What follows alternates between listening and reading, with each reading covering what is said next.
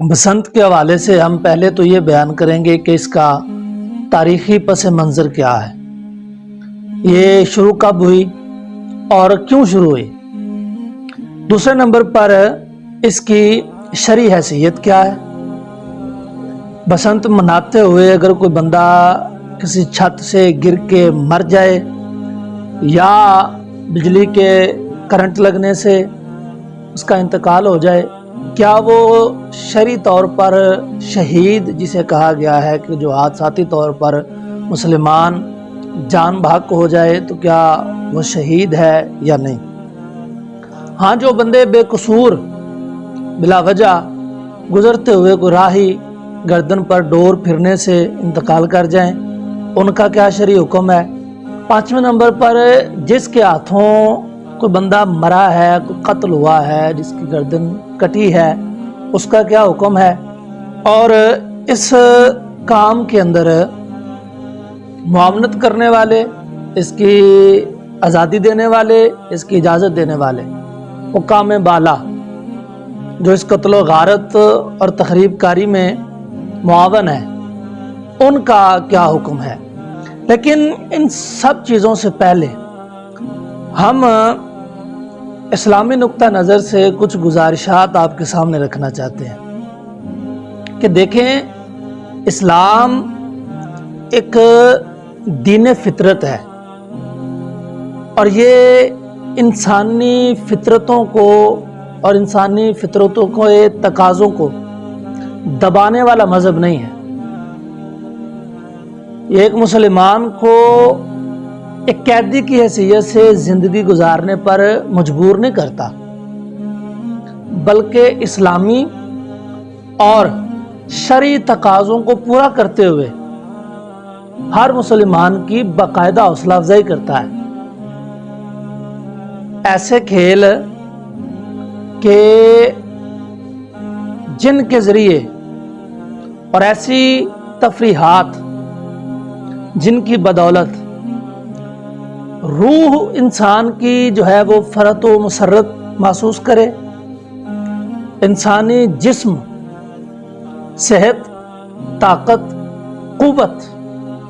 اور مضبوطی محسوس کرے،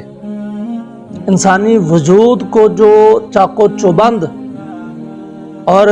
انسانی طبیعت کو نشاط اور چستی دینے والے ہوں، اور بلکہ میدان جہاد میں ایسے کھیل جو کہ انسان کی اور مسلمان کی مہارتوں کو اجاگر کرتے ہیں، ان کھیلوں کی صرف اجازت ہی نہیں دیتا، بلکہ باقاعدہ وہ کھیل جو ہیں وہ مطلوب اور وہ کھیل جو ہیں مستحسن قرار دیے گئے ہیں اسلامی نقطہ نظر سے۔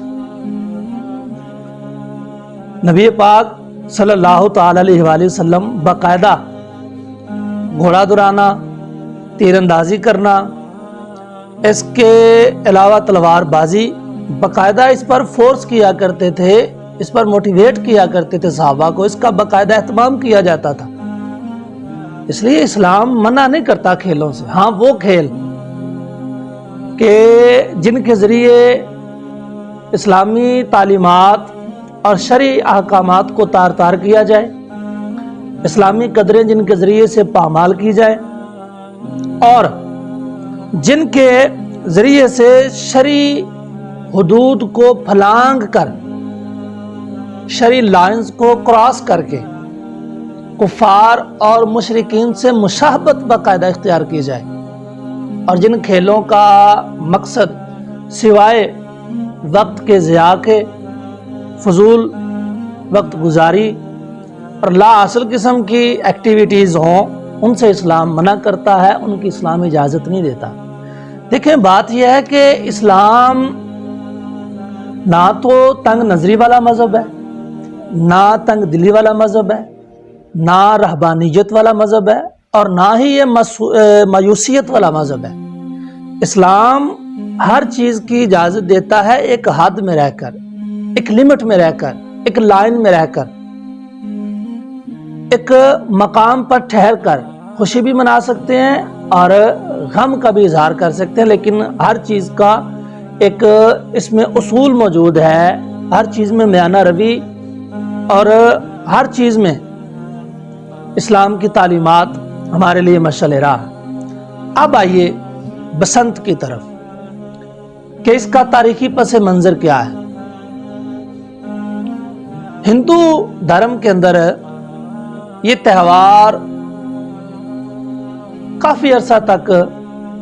ایک عام دن کی طرح، اور چند ایک لوگ پنجاب کے، مدراس کے اور اتر پردیش کے کچھ لوگ اسے مناتے تھے، اور کئی سالوں تک اس دن کو کم اہم اور غیر مقبول طور پر چند ایک لوگ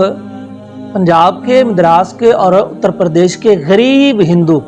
منایا کرتے تھے۔ اورنگزیب عالمگیر کے زمانے میں ایک ہندو لونڈا جس کا نام کتابوں کے اندر حقیقت رائے بتایا جاتا ہے، اس نے نبی پاک صلی اللہ تعالی علیہ وآلہ وسلم اور سیدہ کائنات سیدہ طیبہ طاہرہ زاہدہ سیدہ فاطمہ الزہرا سلام اللہ علیہا رضی اللہ تعالی عنہا، آپ کی شان میں کچھ ایسی نازیبہ گفتگو کی جس پر مسلمانوں نے باقاعدہ آواز احتجاج بلند کی۔ اسے لونڈے کو، حقیقت رائے کو گرفتار کیا گیا اور جیل میں ڈال دیا گیا۔ کیس قاضی کے پاس پہنچا، قاضی نے گواہوں کو، ثبوتوں کو، سب کو مد نظر رکھتے ہوئے اسے پھانسی کا حکم سنا دیا۔ اب یہ لوگ جو تھے مدراس، پنجاب اور اتر پردیش کے، یہ اس بسنت کو، جو پنجابی مہینے ہیں نا ہمارے، ان میں ایک مہینہ ہے بیساکھ، اس مہینے میں اس دن کو پہلے ہفتے کے اندر اندر منایا کرتے تھے۔ اس حقیقت رائے، گستاخ رسول اور گستاخ بطول، اس کو جب پھانسی کا حکم ہوا تو اس کو پھانسی بھی انہی دنوں میں دے دی گئی۔ اب آپ یہ جانتے ہیں کہ جب کوئی بندہ اسلام کے خلاف بات کرتا ہے اور مسلمانوں کے خلاف بات کرتا ہے، یا اسلامی اقدار کو پامال کرتا ہے، اس بندے کو آٹومیٹکلی کفار اور مشرکین ہیرو بنا لیتے ہیں۔ اب یہ بندہ جب اسے پھانسی دے دی گئی تو یہ ہندوؤں کے اندر ایک ہیرو کی طرح مشہور ہوا کہ جی بڑا بہادر تھا، اور اس بیچارے کے ساتھ ظلم ہوا، ستم ہوا، اسے پھانسی چڑھا دیا گیا۔ بعض ہندوؤں کے جو بڑے سردار تھے انہوں نے مل کر ایک تدبیر بنائی کہ ہم حقیقت رائے کو خراج تحسین پیش کریں تو کس انداز میں کریں۔ ان سب نے بیٹھ کر ایک میٹنگ کی، ایک قرارداد طے پائی کہ بیساکھ کے پہلے ہفتے میں، جس طرح ہم پہلے بسنت کر رہے ہیں ہمارے بعض لوگ، تو کیوں نہ ہم اس دن کو بڑے جوشیلے انداز میں اور اس کو لازم کر لیں اپنی قوم پر۔ اس طرح ہوگا یہ کہ حقیقت رائے کو خراج تحسین بھی پیش ہو جائے گا اور مسلمانوں کو پتہ بھی نہیں چلے گا۔ لہذا انہوں نے پھر یہ کھیل کھیلا، اور ہندوستان کے اندر پہلی مرتبہ حقیقت رائے کے پھانسی لگنے کے بعد یہ بڑے جوش و خروش کے ساتھ دن منایا گیا۔ آہستہ آہستہ آہستہ آہستہ آہستہ آہستہ ہمارے سادہ لوح مسلمان نادانستہ طور پر، جان بوجھ کر، میں نہیں سمجھتا کہ کوئی مسلمان اس دن کو منا سکتا ہے، یقیناً وہ اسے صرف ایک عام کھیل سمجھ کر اور اس کی حقیقت سے ناآشنا ہونے کے طور پر اس کو مناتے ہوں گے، ورنہ ایک مسلمان کا یہ ضمیر ہی اجازت نہیں دیتا کہ ایک ایسا بندہ جو گستاخ رسول و بطول ہو، اس کی یادگار میں دن منایا جائے اور وہ اس دن کو سیلیبریٹ کرے ہندوؤں کے ساتھ، یہ پتہ ہو کر ایک بندے کا میں مانتا ہی نہیں کہ ضمیری اجازت دے دے۔ ہاں جسے پتہ نہیں اس کو پھر اس کا مواخذہ بھی نہیں ہوتا، اس کی پوچھ بھی نہیں ہوتی، اس کی گرفت بھی نہیں ہوتی۔ جب پتہ چل جائے بندہ اس کے بعد کرے پھر گناہ گار ضرور ہوتا ہے۔ ہمارے سادہ لو عوام جو تھے مسلمان، نہ دانستہ طور پر ان کے اس کھیل میں شامل ہوئے، اور انہیں یہ نہیں تھا پتہ کہ اس کھیل کے اندر کون سا کھیل رچایا جا رہا ہے۔ لہٰذا یہ پھر پاکستان ہندوستان جب ڈیوائیڈ ہوا تو اس میں پھر یہ ایک رسم بن چکی تھی، جس طرح دیوالی ہمارے ہاں آ گئی اور ابھی شب برات آنے والی ہے، تو شب برات پر جو کچھ آتش بازی کی جاتی ہے یہ بھی سارا ہندوؤں کے ساتھ رہنے کی وجہ سے ہی اسلام میں داخل ہو گیا۔ اب آئیے اس کی شرعی حیثیت کی طرف کہ اسلام میں اس کو کس نقطہ نظر سے دیکھا گیا ہے۔ اصل بات یہ ہے کہ جو تہوار کسی قوم کے ساتھ خاص ہوتے ہیں اور ان تہواروں کے پیچھے کوئی واقعات چھپے ہوتے ہیں، اور بالخصوص یہ بسنت جو ہے اس میں تو واقعہ بھی وہ چھپا ہے جس میں ایک گستاخ رسول اور گستاخ بطول علیہ السلام و سلام اللہ علیہ دونوں کا گستاخ اس کو خراج تحسین پیش کیا جاتا ہے۔ تو لہٰذا اس دن کو خاص طور پر اہتمام کے ساتھ منانا، اس کے لیے کوئی علیحدہ سے سوٹ سلانا، اس کے لیے باقاعدہ تیاری کرنا اور اس دن پتنگ بازی کرنا شرعی طور پر خلاف شرع ہے اور باقاعدہ ناجائز ہے، جائز نہیں ہے اسلام میں ایسے تہوار کو منانا۔ ہاں یہ اب ایک بڑی بات اٹھتی ہے کہ جہالت کے کچھ پلندے نادانستگی میں اس طرح کا کام کر جاتے ہیں، چلیں وہ پتنگ اڑاتے ہیں تو ان کی ڈور کے ساتھ یا وہ خود، یہ بڑا خاص سوال ان دنوں میں کیا جاتا ہے، کیونکہ بندہ اگر پتنگ اڑاتا ہوا کسی حادثے کا شکار ہو جائے، ہوتا ہے بعض اوقات بچے اس طرح سڑکوں پر بلبلاتے پھرتے ہیں کہ انہیں کوئی خبر نہیں ہوتی، گاڑی آ رہی ہے، گاڑی لگ جاتی ہے یا کوئی کرنٹ لگ جاتا ہے، اس کے ساتھ کوئی جل کر جھلس کر مر جاتا ہے، تو کیا اسے شہید کہیں گے؟ کیونکہ سرکار کا ایک فرمان ہے کہ جو بندہ حادثاتی طور پر مرتا ہے کوئی دیوار گرنے سے یا اس طرح کے کسی حادثے میں تو وہ مانن شہید ہوتا ہے۔ تو کیا بسنت کے دن کوئی بندہ اگر حادثے کے شکار ہونے کی وجہ سے مر جائے تو کیا وہ شہید ہوگا؟ قطعاً وہ شہید نہ حکمن ہوگا نہ معنن ہوگا، بلکہ ان نوجوانوں کو میں یہ گزارش کروں گا، حضرت عبداللہ بن عمر رضی اللہ تعالیٰ عنہ کا فرمان ہے، آپ فرماتے ہیں کہ اگر کوئی بندہ مشرکین کے تہوار کو مناتے ہوئے، یعنی مسلمانوں کے غیر مشرکوں کے ساتھ کسی چیز میں مشابہت اختیار کرتے ہوئے مر جائے تو وہ قیامت کے دن انہی میں سے اٹھے گا، کیونکہ یہ بھی ایک حدیث پاک ہے کہ جب بندہ کو مرتا ہے جس حالت میں مرتا ہے اس حالت میں اٹھایا جاتا ہے۔ اب آپ سوچیں ذرا ٹھنڈے دماغ سے، نوجوان سارے، آپ اگر کسی ایسے بندے کا دن مناتے ہوئے کوئی حادثہ پیش آ جائے کہ جو بندہ گستاخ رسول بھی ہے گستاخ بطول بھی ہے، اس کا دن مناتے ہوئے آپ اگر دنیا سے چلے جاتے ہیں تو ذرا سوچیں آپ قیامت کے دن کس طرح اٹھیں گے اور کس حالت میں اٹھیں گے اور کن کے ساتھ اٹھیں گے۔ وہ بندہ مانن بھی اور حکمن بھی شہید نہیں ہوگا، ہاں اس کی ڈور کے لگنے سے اگر کوئی بندہ جاں بحق ہو جاتا ہے، گردن پر پھر جاتی ہے یا کوئی اس طرح کا حادثہ پیش آ جاتا ہے، کرنٹ لگ جاتا ہے، وہ بندہ مان شہید ہوگا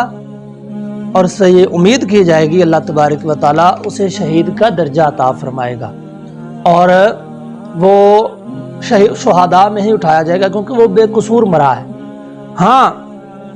ایک یہ مسئلہ ہے کہ ڈور کے ایک سرا تو کسی کو لگتا ہے تو وہ جہاں بحق ہو جاتا ہے، گردن کٹ جاتی ہے۔ اب جو پتنگ اڑا رہا ہے اس کے ہاتھ میں ڈور کا دوسرا سرا ہے، تو اگر وہ پکڑا جائے اور ثابت ہو جائے کہ جو بندہ مرا ہے یہ اسی کی ڈور سے مرا ہے، اب اس بندے کا شرعی حکم یہ ہے کہ اسے قاتل ہی سمجھا جائے گا، اور اس پر دیت بھی لازم آئے گی۔ اگر قبیلے والے، مرحوم کے قبیلے والے اس سے دیت لینا چاہیں تو وہ شرعاً لے بھی سکتے ہیں، اس کو پکڑ سکتے ہیں، اس پر کیس کیا جا سکتا ہے۔ آخری بات جو ہم کرنا چاہتے ہیں، جو کہ ہم نے ساری پہلے ہی آپ کو نکات سارے بتا دیے تھے، آخری بات کہ جس حکومت کی طرف سے ان کی حوصلہ افزائی کی جاتی ہے، یہ چاہے کہ ان کی حوصلہ شکنی کرنی چاہیے، حوصلہ افزائی کی جاتی ہے، ان کو رخصت دی جاتی ہے، ان کو اجازت دی جاتی ہے اور ان کی پشت پناہی کی جاتی ہے، ان کا کیا حکم ہے؟ اگر اس واقعہ میں کوئی حادثہ پیش آتا ہے تو ان میں معاونت کرنے والے اور ان کو رخصت دینے والے جتنے بھی حکام بالا ہیں وہ سارے قاتلوں میں شامل ہوں گے، کیونکہ قتل کی معاونت کرنا بھی قتل ہی ہوتا ہے، قتل کی معاونت کرنے والے کو بھی قاتل ہی کہا جاتا ہے۔ لہٰذا حکومت کو یہ پہلے بھی الحمدللہ کافی خبریں سننے کو مل رہی ہیں کہ انہوں نے پابندی لگائی ہوئی ہے اور باقاعدہ پولیس والے آتے ہیں اگر کسی کو وہ دیکھ لیں، لیکن پولیس والے اس میں کافی حد تک سستی کرتے ہیں، بندے پکڑتے ہیں، پکڑ کر پھر جو ہمارے پنجاب کی ایک روایت ہے کہ کافی سارا پیٹرول ضائع کر کے ایک بندہ پکڑتے ہیں، 10,000 کا پیٹرول لگ جاتا ہے اور 500 لے کر بندہ چھوڑ دیتے ہیں۔ لہٰذا اس سے اللہ تبارک و تعالیٰ اس لعنت سے ہمیں محفوظ رکھے، اور اس بندے کا تہوار جو کہ باقاعدہ گستاخ رسول ہو اور جس کا گستاخ رسول ہونا ثابت ہو، اس سے اللہ تبارک و تعالیٰ ہمارے نوجوان کو محفوظ رکھے۔ وما توفیقی الا باللہ۔